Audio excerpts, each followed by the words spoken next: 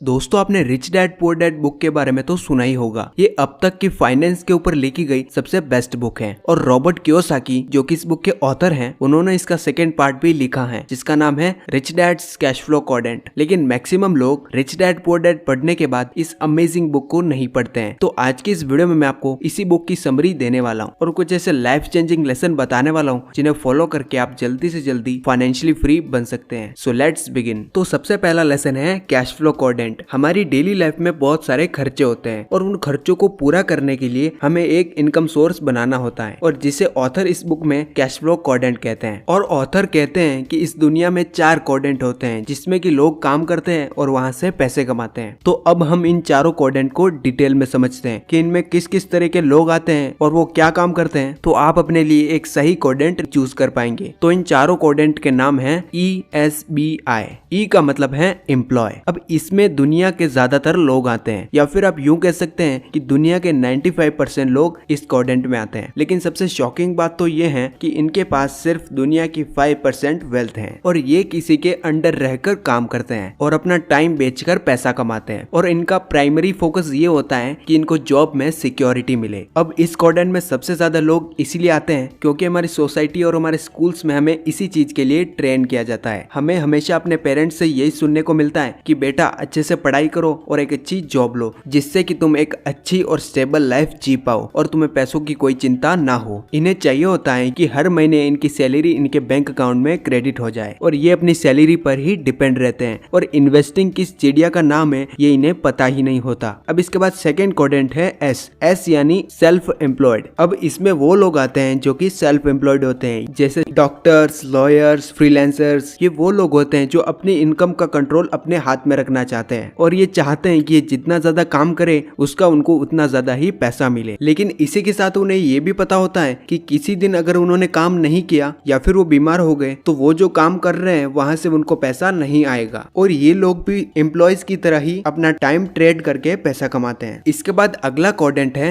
B यानी business owner. अब ये लोग सेल्फ एम्प्लॉयड लोगों से बिल्कुल ही अलग होते हैं। इनका मेन गोल होता है स्किलफुल लोगों को जॉब देना और उनसे काम करवाना और इन लोगों का मानना होता है कि जो काम हम दूसरों से करवा सकते हैं वो काम हम खुद क्यों करें। जैसे मुकेश अंबानी, रतन टाटा, बिल गेट्स, ये लोग इसी कैटेगरी में आते हैं। इनके लिए इनका टाइम सबसे ज्यादा इम्पोर्टेंट होता है। ये लोग सबसे पहले एक ऐसा सिस्टम क्रिएट करते हैं जिससे कि वो बाद में उस बिजनेस से पैसिव इनकम जनरेट कर सके और जब उनका बिजनेस स्टेबल हो जाता है उसके बाद वो उसे ऑटोमेट कर देते हैं और जो काम लोग उनके लिए कर सकते हैं वो उन्हें उनके लिए हायर करते हैं। लेकिन इनका सबसे मुश्किल स्टेज तब होता है जब ये अपने बिजनेस को स्टार्ट करते हैं और इनका बिजनेस इतना अच्छा ग्रो भी नहीं होता है। लेकिन जब इनका बिजनेस अच्छे से ग्रो हो जाता है तो फिर ये इसे ऑटोमेट कर देते हैं। इसके बाद अगला क्वाड्रेंट है आई यानी इन्वेस्टर्स। अब इस कैटेगरी में जितने भी लोग होते हैं उनको लोगों को हायर नहीं करना पड़ता है पैसे कमाने के लिए। ये लोग अपने पैसे को ऐसी जगह पर इन्वेस्ट करते हैं जिससे कि इनका पैसा इनके लिए और भी ज्यादा पैसा बनाता है और जब इनको किसी के लिए काम नहीं करना पड़ता है और इनका पैसा ही इनके लिए काम करता है तो इनको काफी ज्यादा टाइम मिल जाता है जिसमें कि वो अपनी नॉलेज को इम्प्रूव करते हैं और नई नई स्किल्स सीखते हैं। तो अब आप सोच रहे होंगे कि ये चीज कैसे पॉसिबल है। तो आप चाहो तो अपने पैसों से कुछ भी खरीद सकते हो, जैसे कि नई कार, बाइक या फिर एक नया घर। लेकिन इन चीजों के साथ ही आप पैसों से अपना टाइम भी खरीद सकते हैं। इसीलिए ऑथर कहते हैं कि आप चाहे किसी भी क्वाड्रेंट में हो, अगर आपको फाइनेंशियली फ्री बनना है तो आपको अपने पैसे को इन्वेस्ट करना ही होगा। अब अगर आप जल्दी फाइनेंशियल फ्रीडम अचीव करना चाहते हैं तो आपको बी या फिर आई, इन दोनों में से किसी एक क्वाड्रेंट को चूज करना होगा, क्योंकि अगर आप ई या फिर एस क्वाड्रेंट में हो तो आपको वहां पर एक्टिवली काम करना होता है और अगर आप किसी दिन काम पर नहीं जाते हो या फिर अगर आपकी कोई शॉप है और अगर उस शॉप को आप किसी दिन नहीं खोलते हो या फिर बीमार हो जाते हो तो उस दिन आप पैसे नहीं कमाओगे। लेकिन इसका उल्टा, अगर आप बी और आई क्वाड्रेंट में रहते हो तो आप पैसों के लिए काम नहीं करते हो बल्कि पैसा आपके लिए काम करता है। और इस दुनिया में ऐसा कोई भी इंसान नहीं है जो सिर्फ पैसे सेव करके अमीर बना हो। अगर आपको अमीर बनना है या फिर फाइनेंशियल फ्रीडम अचीव करनी है तो या तो आपको एक अच्छा बिजनेस क्रिएट करना होगा या फिर आपको अपने पैसे को इन्वेस्ट करना होगा। इसके बाद अगला लेसन है OPT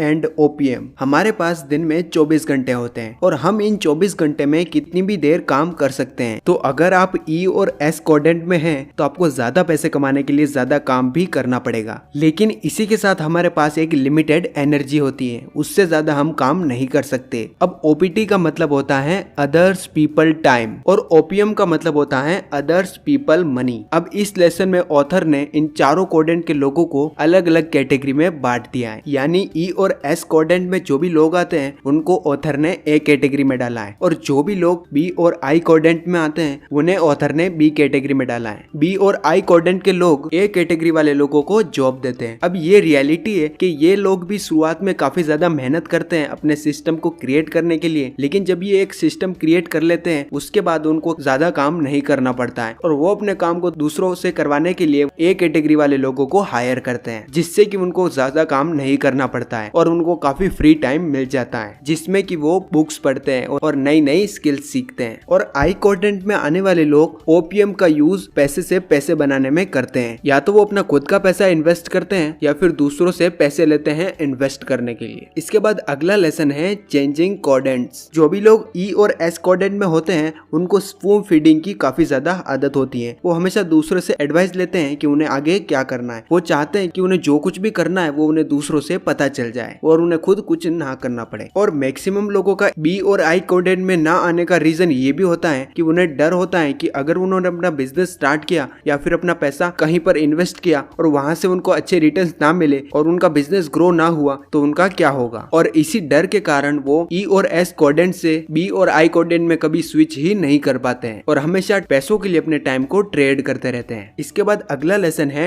डू मिस्टेक्स। हमें हमेशा अपने पेरेंट्स, स्कूल्स और कॉलेजेस से यही सिखाया जाता है कि हमें कभी भी गलतियां नहीं करनी चाहिए और अगर आप गलतियां करोगे तो आपको पनिशमेंट मिलेंगी, और फिर ये चीज हमारे दिमाग में स्टोर हो जाती है और हमें लगता है कि हमें गलतियां नहीं करनी चाहिए। इसी वजह से मैक्सिमम लोग ए से बी कैटेगरी में नहीं आ पाते हैं और हमेशा सोचते हैं कि कहीं मैंने अगर वो स्टार्ट किया और अगर मैं फेल हो गया तो क्या होगा। इसीलिए ऑथर कहते हैं कि आप जो भी करना चाहते हैं तो आपको उसे अभी स्टार्ट कर लेना चाहिए, क्योंकि अगर आप रिस्क नहीं लोगे तो आप कभी भी अपनी लाइफ में फाइनेंशियल फ्रीडम अचीव नहीं कर पाएंगे। इसलिए आप जो भी करना चाहते हो आपको उसकी तरफ छोटे छोटे बेबी स्टेप लेने चाहिए। इसके लिए ऑथर एक एग्जांपल देते हैं कि मान लीजिए अगर आप बहुत ही ज्यादा मोटे हैं और आपको अपना वेट लूज करना है तो आप एक ही दिन में अपना सारा वेट लूज नहीं कर सकते। आपको हर रोज अपनी डाइट को अच्छे से फॉलो करना होगा और साथ ही रोज एक्सरसाइज करनी होगी। इसी तरीके से अगर आप कुछ अचीव करना चाहते हैं उसके लिए छोटे छोटे बेबी स्टेप लेना होगा। आप एक ही दिन में सब कुछ नहीं कर सकते। इसके बाद अगला लेसन है the definition of true wealth. Author कहते हैं कि आपके पास कितनी कारें हैं, घर है, बाइक है, ये आपकी वेल्थ डिसाइड नहीं करते हैं। एक्चुअल वेल्थ का एग्जांपल देते हुए ऑथर कहते हैं कि मान लीजिए अगर आज आपकी सैलरी बंद हो जाए या फिर आप जो भी काम कर रहे हो उससे आपका पैसा आना बंद हो जाए, आपके पास जितना भी पैसा है उससे आप जितने भी दिन सर्वाइव कर सकते हो वो है आपकी एक्चुअल वेल्थ। तो गाइस ये थे कुछ ऐसे लाइफ चेंजिंग लेसन जिन पर आपको जरूर ध्यान देना चाहिए। आप चाहे किसी भी कोडेंट में हो